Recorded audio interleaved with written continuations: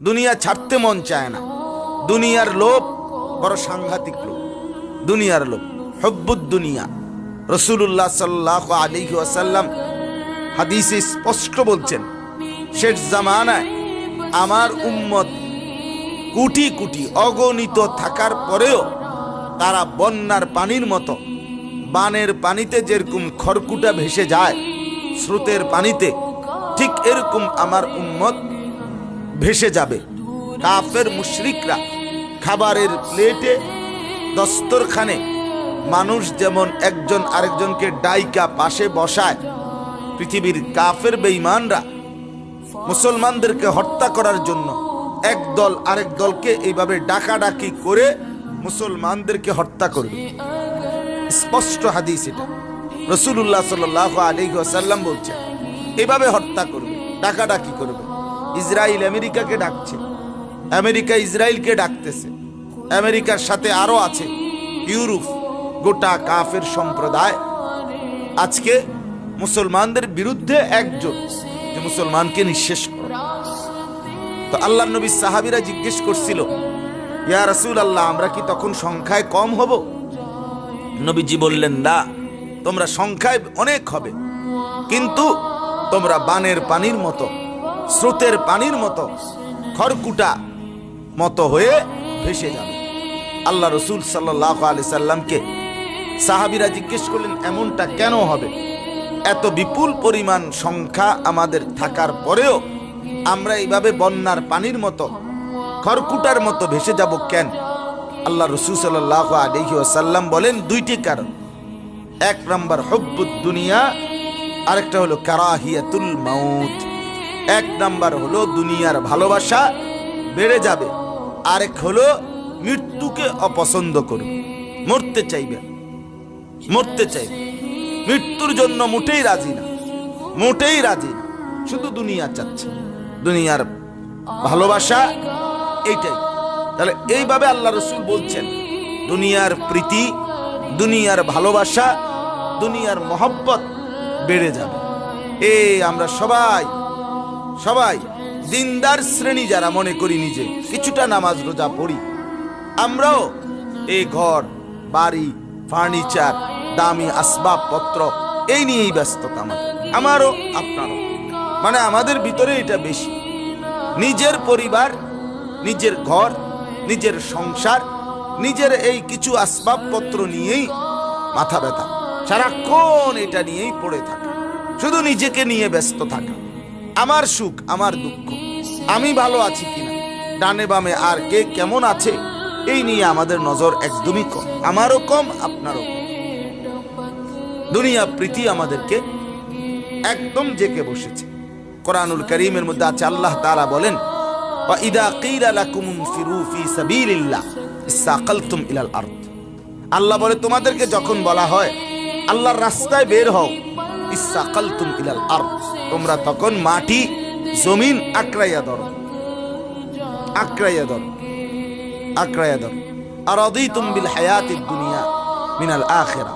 আল্লাহ বলেন, তাহলে কি তোমরা আখিরাতের চাইতে দুনিয়ার জীবনের উপরেই সন্তুষ্ট হয়ে গেলে? তাহলে আর যাইবা না, আখিরাত মরতে হবে না, কবর লাগবে না, পরকাল লাগবে না। তাইলে এই আল্লাহ তাআলা বলেন, এটা যেন একরকম ধমক দিলেন যে আমার নাফরমান বান্দা, দুনিয়ার প্রতি খুশি হয়ে গেলা, তুমি আর আখিরাত লাগবে না। তাইলে এই জন্য আমাদের প্রত্যেকের ভিতরে কোরআনুল কারীমে এই কথাটা আল্লাহ তাআলা বারবার বলছে, দুনিয়া প্রীতি বেশি, দুনিয়ার প্রতি ভালোবাসা, দুনিয়া আমাদের কলজার মধ্যে বসে আছে। আল্লাহর নবী সাল্লাল্লাহু আলাইহি ওয়াসাল্লাম বলেন, ইন্নাদ দুনিয়া হুলওয়াতুন খাদিরা।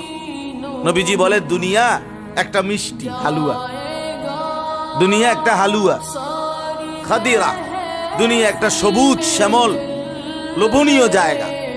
তবে ওয়া ইন্নাল্লাহা মুস্তাখলিফুকুম ফিহা, এই দুনিয়াতেই আল্লাহ তাআলা তোমাদেরকে বসবাস করতে দিয়েছেন, আল্লাহই দিয়েছেন। কেন? ফায়ানদুরা কাইফা তা'মালুন।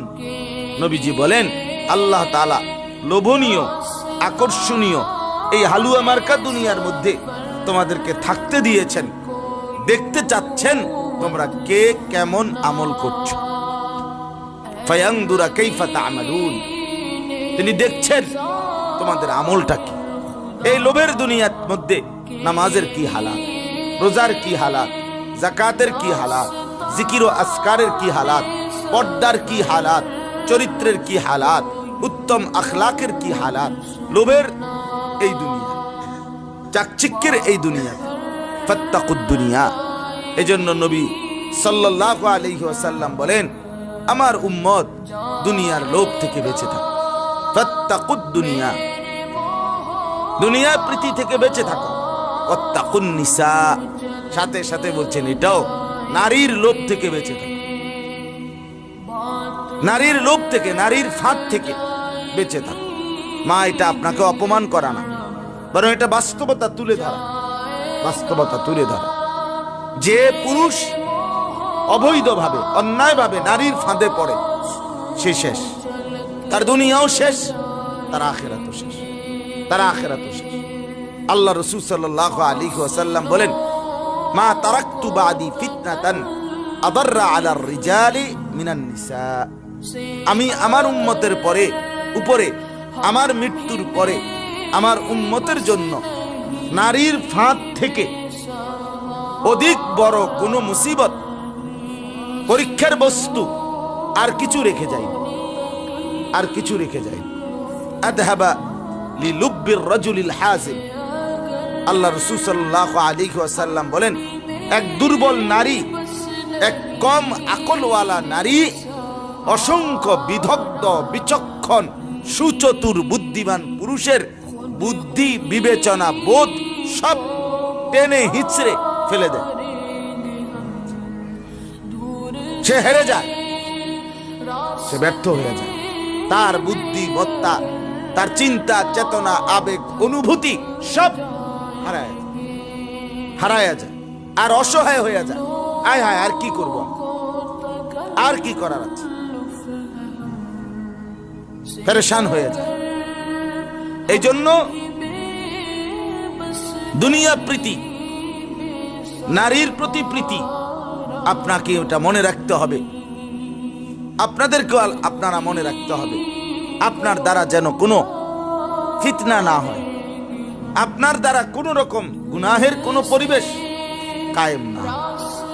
যে নারী অবিবাহিতা, সে যদি বেপর্দা হয়, হাজারো পুরুষের জিন্দেগি নষ্ট হয়। যে নারী বিবাহিতা, সে যদি চরিত্রহীনা হয়, লুবি হয়, তার স্বামীর জিন্দেগি শেষ, পরিবারের জিন্দেগি শেষ, ফ্যামিলির জিন্দেগি শেষ। দুনিয়া অল্প কিছুক্ষণের, কোন রকম দুনিয়ার সব সুখ পূরণ হয় না, দুনিয়ার সব চাওয়া পূরণ হয় না, দুনিয়ার সব আকাঙ্ক্ষা বাস্তবায়ন হয় না, দুনিয়ার সব কিছু মন মতো পাওয়া যায় না। তাইলে এটা দুনিয়া হইতো না, তাহলে এটাই জান্নাত হইতো, জান্নাত হইতো। এখানে পূর্ণতা অপূর্ণতা মিলে এই দুনিয়া। এখানে চাওয়া পাওয়া কিছু পূরণ হবে, কিছু রয়েই যাবে। এই নিয়েই দুনিয়া, এই নিয়েই দুনিয়া। এই হাসি, এই কান্না, এই রোদ, এই বৃষ্টি, এই আলো, এই অন্ধকার, এই রাত, এই দিন, এই সুখ, এই দুঃখ, এর নামই দুনিয়া। সব সুখ যেখানে, তার নাম জান্নাত। সব দুঃখ যেখানে, তার নাম জাহান্নাম। সব আনন্দ যেখানে, সেটা জান্নাত। সব বেদনা যেখানে, সেটা কি? জাহান্নাম। এটা মিক্সড, এটা মেনে নিতে হবে। এখানে কখনো হাসবেন, কখনো কাঁদবেন। তো যাই হোক, মা বোনদেরকে বলছি, আল্লাহর নবী সাল্লাল্লাহু আলাইহি ওয়াসাল্লাম আপনাদের বাস্তবতাও তুলে ধরেছেন। নবী সাল্লাল্লাহু আলাইহি ওয়াসাল্লাম ইরশাদ করেছেন, কোরআনের মধ্যে আলোচনা করেছেন আল্লাহ তাআলা। তো আল্লাহ তাআলা দুনিয়ার ব্যাপারে কোরআনুল কারীমে বলছেন, আল্লাহ তাআলা দুনিয়াকে বহু আঙ্গিকে, কখনো ক্ষেতের ফসল, কখনো আসমান থেকে নামা বৃষ্টি, কখনো খেলনার উপকরণ, কখনো তামাশার বস্তু, কখনো কিছুক্ষণের ক্ষণস্থায়ী, এই কত রঙে, কত ঢঙ্গে আল্লাহ আন্দাজে আল্লাহ তাআলা দুনিয়ার দুর্বলতা, দুনিয়ার ক্ষণস্থায়িত্ব, দুনিয়ার ক্ষণিক সামান্য সময়টা বুঝাইতে চাইছে। বুঝাইয়া বলছে, বান্দা, এটার সাথে যেন দিল না লাগাও, দিল না লাগাও। এটা এমন জায়গা, জি লাগানে কি জায়গা নেই, এটা দিল লাগাইবার কি না জায়গা, জায়গা না এটা। তো এই কারণে ये इबरत की जा है, तमाशा नहीं है। এটা ইবরতের জায়গা, এটা সবকের জায়গা, এটা মেহনতের জায়গা, এটা পরীক্ষার জায়গা, এটা পরিশ্রমের জায়গা। হযরত মাওলানা জুলফিকার আহমদ নকশবন্দি দামাত বারাকাতুহুম বলতেন, দুনিয়া মেহনতের, কবর বিশ্রামের, জান্নাত আরামের। মেহনত করবে দুনিয়ায়, বিশ্রাম করবে কবরে, আরাম করবে জান্নাত। খালাস, এই তিন কথা মুমিনের জীবন। মুমিন মেহনত করবে দুনিয়া, বিশ্রাম করবে কবরে, আরাম করবে জান্নাত। খালাস, এই তো জিন্দেগি। তো আল্লাহ তাআলা এখানে বলেন, দেখেন আল্লাহ তাআলা বলতেছেন সূরা ইউনূসের এই আয়াতে, ইন্নামা মাসালুল হায়াতিদ দুনিয়া, নিশ্চয়ই দুনিয়ার জীবনের উদাহরণ, দুনিয়ার জীবনের দৃষ্টান্ত আল্লাহ নিজে পরিষ্কার বাংলায় কইতে আছে। আমার শাইখ দামাত বারাকাতুহুম মাঝে মাঝে আবেগে এটা বলে, আল্লাহ যেন কি বাংলায় কইতে, আর কেমনে কইতো, কি বাংলায় নি কইতো। ইন্নামা মাসালুল হায়াতিদ দুনিয়া, নিশ্চয়ই দুনিয়ার জীবনের উদাহরণ কেমন, কামাইন, ওই পানির মতো, আনজালনাহু মিনাস সামা, যেই পানি আমি আল্লাহ বৃষ্টির আকারে আসমান থেকে নাজিল করলাম। আসমান থেকে মনে করেন, এটা কল্পনা করতে বলছে আল্লাহ। আল্লাহ তাআলা একটা ক্ষেতের চিত্র তুলে ধরছে, ফসলের ক্ষেত, ক্ষেতের, এটার ধান ক্ষেত, এটার চিত্র আল্লাহ তুলে ধরছে। বান্দা এটার দিকে একটু নজর রাখো, ধান ক্ষেতটার দিকে। এটাতে এখনো নতুন ফসল ফলায় নাই, ক্ষেতটাই এখনো ফসল ফেলবার মতো উপযোগী হয় নাই। তবে ফসল ফেলবার উপযোগী হওয়ার জন্য আগে এক পশলা, মানে একবার বৃষ্টি হওয়া দরকার। তো বান্দা চায়া আছে বৃষ্টি হবে কখন, বৃষ্টি হইল, মাটিটা নরম হলো, এবার সে ধান ফলানোর কি শুরু করলো, কাজ শুরু করলো, ধরে নাও এটা। তো আল্লাহ বলেন, কামাইন আনজালনাহু মিনাস সামা, বৃষ্টির ওই পানির মতো যেটা আমি আল্লাহ তাআলা আসমান থেকে নাজিল করলাম, ওই ক্ষেতের উপরে ফেললাম। এখন কি হলো, চাষাবাদ শুরু হলো। ফাখতালাতা বিহি নাবাতুল আরদ, এবার আল্লাহ তাআলা বলেন, ওই ক্ষেতে ফসল, গাছ উঠতে লাগলো, ওইখানে নতুন গাছ গজায়া উঠলো। কেমন গাছ, কি গাছ, মিম্মা ইয়াকুলুন নাসু ওয়াল আনআম, মানুষ খাবে এমন ফসলও হলো, চতুষ্পদ জন্তু জানোয়ার খাবে এমন ঘাসও উৎপাদন হলো। বৃষ্টির পানির পরে এই ফসলের ক্ষেতে নতুন ফসলও উঠছে, আর আশেপাশে কি উঠছে, ঘাসও উঠছে। আল্লাহ তাআলা বলেন, এখন হাত্তা ইদা আখাদাতিল আরদু যুখরুফাহা ওয়া যায়্যানাত, ওই ক্ষেত, ওই জমিন, ফসলের যে সৌন্দর্য আছে, সৌন্দর্য পুরাটা প্রকাশ করলো।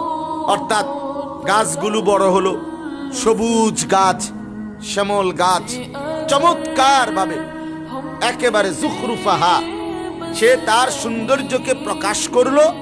অযায়্যানাত, নতুন সাজে, নতুন বধুর রঙে, চমৎকার সাজে সেজে উঠল। পুরা ক্ষেত সবুজ ধানে ভরপুর। কৃষকের, চাষির মনে দারুণ খুশি, আনন্দ।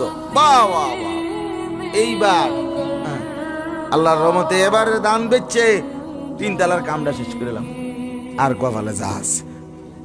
3ও বলে এক লোকে বিয়ে করে যেভাবে লক্ষণ ধান, মানে অনেক কিছু তার ভাবনা, অনেক কিছু সে চিন্তা করতেছে। আল্লাহ তাআলা বলেন, এই যে অযান্না আহলুহা, তাহলে আগের কথাটা বুঝছেন কিনা, যে আসমান থেকে কি পড়লো, বৃষ্টি পড়লো, জমিন থেকে ধান কি হইল, বের হইল, হতে হতে কি হলো, একদম মনোমুগ্ধকর, শোভনীয়, চমৎকার পুরা ক্ষেত ফুলে ফসলে সবুজ শ্যামল হয়ে ভরে উঠল। হ্যাঁ, চমৎকার বাবা। ওয়াযান্না আহলুহা আন্নাহুম কাদিরুনা আলাইহা, যে ব্যক্তি এটার মালিক, ওই ক্ষেতের, ওই ফসলের, ওই ধান গাছের, সে ভাবতে লাগলো আন্নাহুম কাদিরুনা আলাইহা, সে এটাকে অল্প সময়ের ভিতরেই পুরাটা সেই নেবে, সে এটার উপরে শক্তি প্রয়োগ করবে, কাটবে, এরপরে মাড়াবে, এরপরে ধান তুলবে, সব প্ল্যান প্রোগ্রাম। লোক লাগবো আশা করি 30 জন। আচ্ছা, 30 জন। তারপরে ধান কাটতে লাগবো 4 দিন, ধান মারাইতে লাগবো 10 দিন, শুকাইতে লাগবো আরো সপ্তাহখানিক, এরপরে ধান গোলা উঠে যাইব, এরপরে বেচবো। এইভাবে ভেবে মোটামুটি তার যত প্ল্যান প্রোগ্রাম সব ক্লিয়ার, সব ক্লিয়ার, সব কিছু রেডি। ওয়াযান্না আহলুহা আন্নাহুম কাদিরুনা আলাইহা। আল্লাহ বলেন, আমার বান্দার এই যে রেডি, সব গুছাইছে, সব সুন্দর করছে, এবার উত্তম ধান উপভোগ করবে, ফসল আসবে, অনেক কিছু করবে, অনেক প্রয়োজন পূরণ করবে এর দ্বারা।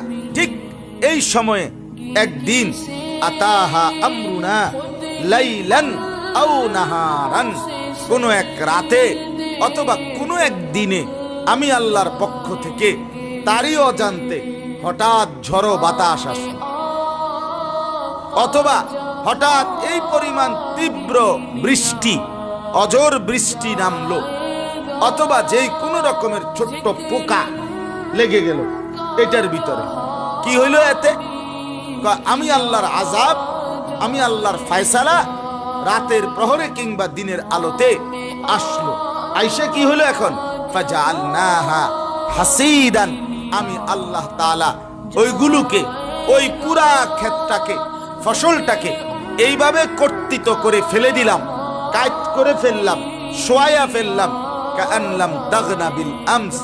এবার মালিক আইসা দেখে মনে করতেছে মানুষ এখানে যেন গতকাল কোনো সতেজ, সবুজ, শ্যামল, দাঁড়ানো, চমৎকার, মনোমুগ্ধকর কিছুই ছিল, কিছুই ছিল।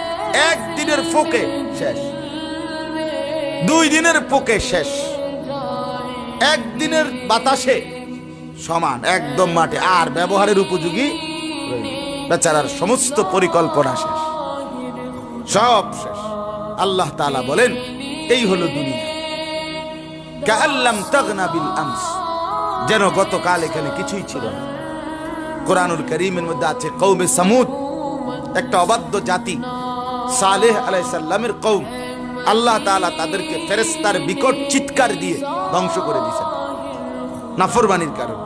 তো ওই কথাটা বলতে গিয়ে আল্লাহ কোরআনে বলছে, ভোরবেলা ফজরের আগ টাইমে, ফজরের পূর্ব মুহূর্তে ফেরেশতা একটা চিৎকার দিছে, আখাযাতহুমুস সাইহা, একটা চিৎকারে, ফাআসবাহু ফি দিয়ারিহিম জাসিমিন, ওই মানুষগুলো উপুর হয়ে তাদের বাড়ি ঘর যে যেখানে ছিল ওইখানে উপুর হইয়া পড়ে শেষ হয়ে গেছে।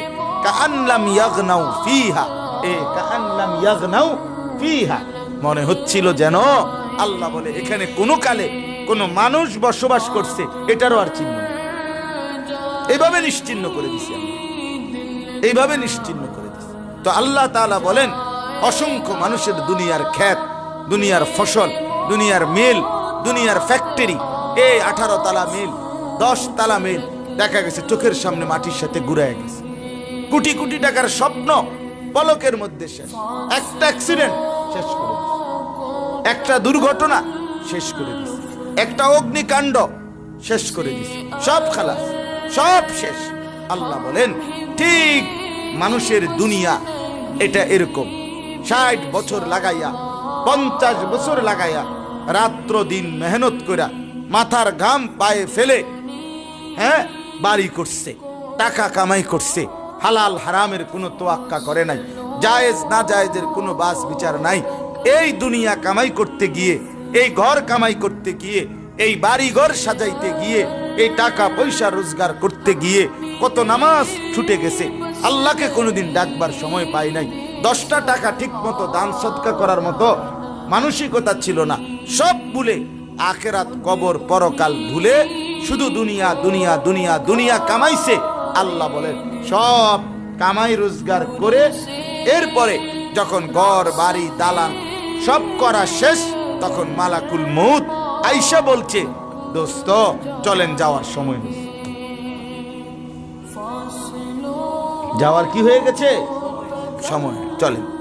ওই অবস্থায় রাইখাই 1 মিনিটের ভিতরে, 1 সেকেন্ডের ভিতরে তাকে চলে যেতে হয়েছে।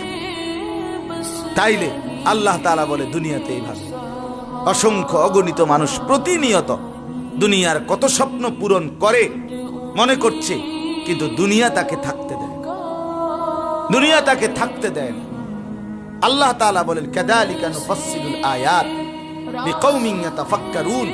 আমি আল্লাহ এভাবেই তোমাদের সামনে আমার দৃষ্টান্ত বিস্তারিত বর্ণনা করে বুঝাইলাম, যেন তোমরা ফিকির করো, যেন তোমরা ভাবো যে হ্যাঁ এভাবেই তো অসংখ্য অসংখ্য। এই সেদিন আমার বাসার পাশে এক বাবার 4টা মেয়ের পরে একটা ছেলে, 23 বছর মাত্র, তাগরা চাঁদের মতো সুন্দর ছেলে, রাত্রিবেলা 11টা সাড়ে 11টার দিকে সিএনজিতে করে কোথাও যাচ্ছে। এই ছেলেটাকে কাভার্ড ভ্যানে বাড়ি দিছে, একটা বাড়িতে জায়গা শেষ। পরের দিন দুপুরবেলা জানাজা হয়েছে। মানে অবাক করা যায়, জলজ্জান্ত ছেলে, 22-23 বছরের। দুনিয়া তারে থাকতে দেয় না, আল্লাহর কুদরত তাকে নিয়ে গেছে। তাইলে এই বাবার কত স্বপ্ন, কত প্ল্যান। ছেলেটায় বায়ুস্ট ক্যান্টনমেন্ট, এখানে ইউনিভার্সিটিতে পড়তো, সেখান আজকে হারিয়ে গেছে। তাইলে আল্লাহ তাআলা বলেন এভাবে প্রতিনিয়ত আমি ফল বলেন, ফসল বলেন, এগুলোর সাথে তুলনা দিয়ে আল্লাহ বলে দেখো বান্দা, আমি এভাবেই মানুষকে দুনিয়া থেকে নিয়ে যাচ্ছি। কাজেই তোমার সমস্ত প্ল্যান, প্রোগ্রাম, ইচ্ছা, আকাঙ্ক্ষা শুধু দুনিয়া নিয়ে পড়ে থাকলে হবে না। যদি এখানে থাকতে না পারো তোমার টাইম মতো, চাহিদা মতো, কেমনে থাকবে? যদি কি আবার বাস্তবিক এটা থাকার কোনো সুযোগ নেই। এই জন্য আল্লাহ তাআলা এই আয়াতে আমাদেরকে বললেন, বান্দা ওই এক কৃষকের ক্ষেতের ফসল অসংখ্য অগণিত যেভাবে আমি নষ্ট করে দেই, বিবর্ণ করে ফেলি, দুনিয়া এভাবেই মানুষকে অসমাপ্ত রেখেই কবরে নিয়ে যাই, কবরে নিয়ে যাই আমি প্রতিনিয়ত। কাজেই দুনিয়ার সাথে দিল লাগাইও না। আল্লাহু ইয়াদউ, এই শেষ কথা। আল্লাহ তাআলা বলেন আল্লাহু ইয়াদউ ইলা দারিস সালাম। আমি বানাইছি দুনিয়া বান্দা, কিন্তু আমি দুনিয়ায় থাকতে বলি না। দুনিয়ায় দিল লাগাইও না, দুনিয়া নিয়ে ব্যস্ত হইয়া যাইও না, দুনিয়ার উপরে ব্যস্ত হয়ে যাইও না। বরং আমি আল্লাহ তোমাদেরকে আহ্বান করছি, আমি নিজে তোমাদেরকে ডাকতেছি ইলা দারিস সালাম, চির শান্তি, চির নিরাপত্তার ঘর, জান্নাতের দিকে। আমার বান্দা জান্নাতের দিকে। এটা আমার দুনিয়া, কিন্তু এটা আমি বানাইছি অস্থায়ী। আর ওইখানে আমার একটা স্থায়ী ঘর আছে। তুমি আমার ঘরেই থাকবা, আও আমার স্থায়ী ঘরে আসো। ওইখানে শুধু ঢুকবা, আমি রব্বুল আলামিন। আর কোনো দুঃখ, যন্ত্রণা, পেরেশানি, অস্থিরতা আর কোনো দিন হবে না। আর 1 সেকেন্ডের জন্য তোমাকে বের করা হবে না। হ্যাঁ, খালিদিনা ফিহা, তুমি চিরস্থায়ী থাকবা। লা ইয়াবগুনা আনহা হিওয়ালা। আল্লাহ বলে কোটি কোটি বছর আমার বান্দা জান্নাতে থাকবার পরেও 1 সেকেন্ডের জন্য বাইরে বের হতে মন চাইবে না, বাইরে বের হতে মন চাইবে। দুনিয়ায় নিজের ঘরেও মানুষ বলে আর ভালো লাগতেছে না, একটু হাইটে আসি, বাইরে ঘুরে আসি। আল্লাহ বলে না, আমার বান্দা জান্নাত থেকে বাইরে বের হতে চাইবে না, কোনোভাবেই না। এই জন্য আল্লাহ বলেন আল্লাহু ইয়াদউ ইলা দারিস সালাম। আল্লাহ তাআলা চির শান্তির ঘর জান্নাতের দিকে আমি আল্লাহ নিজে ডাকছি। ওয়াহদি মান ইয়াশাউ ইলা সিরাতিম মুস্তাকিম। আল্লাহ বলেন এই শেষ কথাটা গুরুত্বপূর্ণ। আল্লাহ বলেন আমি সবাইকে জান্নাতের দিকে ডাকছি, তবে এটা মনে রাখো, আমি আল্লাহ দয়া করে, ইচ্ছা করে, যাকে পছন্দ করি, ইচ্ছা করি সিরাতে মুস্তাকিম, জান্নাতের রাস্তা, সঠিক রাস্তা, নেক আমলের রাস্তা, আমার বন্দিগির রাস্তা, আমার গোলামির রাস্তা, আমার ইবাদতের রাস্তা আমি দেখাই তাকে, হেদায়েত দেই তাকে, আমি ইচ্ছা করি যাকে। এজন্য আল্লাহর কাছে হেদায়েত চাইতে, আল্লাহর কাছে জান্নাত চাইতে, দুনিয়া না চাইলেও হয়। ভাতের থালা না চাইলেও খানার টাইম হইলে খানা আইয়া পড়বে। হ্যাঁ, আপনি ভাত যদি আপনার রিজিকে যার জন্য যেটা বরাদ্দ, আপনি ঘুমে থাকলে আপনার ঘুমের তো উড়াইয়া গো ভাত খাইতে নাই। আপনি খাইতেন না, আপনার 14 গোষ্ঠী খাইবে ভাত। ভাত খাইতেন না মানে কন্যাইয়া খাওয়াইব আপনার। ভাত খাইতেন না কেন? তার মানে দুনিয়া মিলেই যায়। দুনিয়া ঘুমেতে উড়াইয়াও কি করে দেয়, মিলায়। এটা মিলেই যায়। কিন্তু আল্লাহ বলেন হেদায়েত, সিরাতে মুস্তাকিম, জান্নাতের রাস্তা, আমার গোলামির রাস্তা, আমার বন্দিগির রাস্তা, আমার আনুগত্যের রাস্তা, আমি যাকে পছন্দ করি, ইচ্ছে করি, আমি তাকে দিয়ে থাকি। এজন্য নবী সাল্লাল্লাহু আলাইহি ওয়াসাল্লাম হেদায়েত চাইতেন, আল্লাহর কাছে কামনা করতেন, আল্লাহুম্মা ইন্নী আসআলুকাল হুদা, আল্লাহ আমি আপনার কাছে হেদায়েত চাই, আত-তুকা, আল্লাহ আপনার কাছে আমি তাকওয়া চাই, ওয়াল আফাফা, চরিত্রের পবিত্রতা চাই, ওয়াল গিনা, দুনিয়ার প্রতি বিমুখতা চাই। দুনিয়ার প্রতি আল্লাহুম্মা লা তাজআলিদ দুনিয়া আকবারা হাম্মিনা, নবীজি দোয়া করতেন, আল্লাহ দুনিয়া আমার সবচেয়ে বড় পেরেশানির বস্তু দুনিয়া বানাইয়েন না। রাত নাই দিন নাই, শুধু বাড়ি, শুধু ঘর, শুধু দালান, শুধু চাকরি, শুধু ব্যবসা, শুধু ঘর, শুধু ফার্নিচার, শুধু টাকা পয়সা। আরে কি পরিমাণ কাবজাব, কি পরিমাণ কাবজ। কত মানুষ আমাদের কাছে তো প্রতিনিয়ত দোয়া চায়। এ শুধু বাজার, ব্যবসা, ছাদ ঢালাই, বিল্ডিং, জমি কিনতে আছে, দোয়ান লইছে। আরে কারবার কি টাকা 100 দিয়া দোয়া চায় মনে 500। বুঝেন না কথাটা? হাজার হাজার সমস্যা। এত সমস্যা লইয়া যে বেচারা বাচ্চা রয়েছে, এটাই তো আশ্চর্য। এত টেনশনের ভিতরে এই রোগ বাচ্চা রইল কেন? শুধু শুধু শুধু শুধু। এজন্য মা বোনদের কাছে আমার অনুরোধ, মা বোন আখিরাতের ফিকির করেন, আখিরাতের ফিকির করেন, আখিরাতের ফিকির করেন, আখিরাতের মহব্বত বাড়ান, নিজের ইবাদত বাড়ান, নামাজ রোজা বন্দিগি বাড়ান, নিজের পর্দা সুন্দর করেন, আল্লাহ তাআলার জিকির বেশি বেশি করেন। মা ফিকির করেন, স্বামী সংসারে নিজেরা আখিরাতের ফিকির করেন। আপনার দ্বারা যেন আপনার ঘর অপবিত্র না হয়। আল্লাহ তাআলা কোরআনুল কারীমে বলছে, ইন্নামা ইউরিদুল্লাহু, মারুফ আসছে না? মারুফ তো কেউ কয় না। ইন্নামা ইউরিদুল্লাহু লিইউযহিবা আনকুমুর রিজসা আহলাল বাইত, আল্লাহ তাআলা বলেন নিশ্চয়ই আল্লাহ চায় নারীর মাধ্যমে পবিত্র, পর্দানশীল, চরিত্রবান, সতী সাধ্বী একজন নেককার নারীর মাধ্যমে আল্লাহ বলেন আমি চাই এক মুমিনের পুরো ঘর পবিত্র করে দিই। এজন্য আপনাদের কাছে অনুরোধ, আপনারা মায়েরা, আপনারা বোনেরা, আপনারা প্রত্যেকেই নেক আমলের ফিকির করেন, আখিরাতের ফিকির করেন, স্বামীর সন্তুষ্টির খেয়াল করেন, সন্তানদের তদারকি করেন, নিজের আখলাক চরিত্রের প্রতি নজর রাখেন। দুনিয়া সব কিছু না পেলেও, চাহিদা মতো না পেলেও, কিছুটা আপনার সবরের সাথে আখিরাতের জন্যই প্রস্তুত করেন নিজেকে। ইনশাআল্লাহ এতে আপনারও ভালো হবে, আখিরাতের সন্তুষ্টি, আল্লাহর ফয়সালা, জান্নাত তাও মিলে যাবে। আল্লাহ তাআলা আমাদের প্রত্যেককে আখিরাতের ফিকির করার তৌফিক দান করেন। দুনিয়া যেন আমরা দিল না লাগাই, শুধু দুনিয়ার সুখ আর দুঃখ, দুনিয়ার চাওয়া পাওয়া নিয়েই যেন পড়ে না থাকি। আল্লাহ তাআলা আমাদের প্রত্যেককে কলিজার ভিতরে আখিরাতের মহব্বত, আখিরাতের প্রস্তুতি, জান্নাতের প্রস্তুতি নেওয়ার তৌফিক নেক আমলের মাধ্যমে করবার দান করেন। আল্লাহ আজকের মজলিসকে কবুল করেন, আমিন। মা বোনদের কাছে অনুরোধ, আমাদের এই বইটা যে নতুন করে বের হয়েছে, আল্লাহ তাআলার অপার অনুগ্রহের বাড়িধারা, যেটা আপনাদেরকে মাত্র বললাম আমি, আপনারা এই বইটি এবং পেছনের বইগুলো আমাদের সুদন্যপুর মাদ্রাসার প্রকাশনা বিভাগ থেকে সংগ্রহ করার চেষ্টা করবেন। একটু একটু করে বই পড়বেন, হযরতের বয়ানগুলো পড়বেন, নসিহতগুলো পড়বেন। আল্লাহ তাআলা আপনাদেরকে তৌফিক দান করেন। সুবহানাল্লাহি ওয়া বিহামদিহি।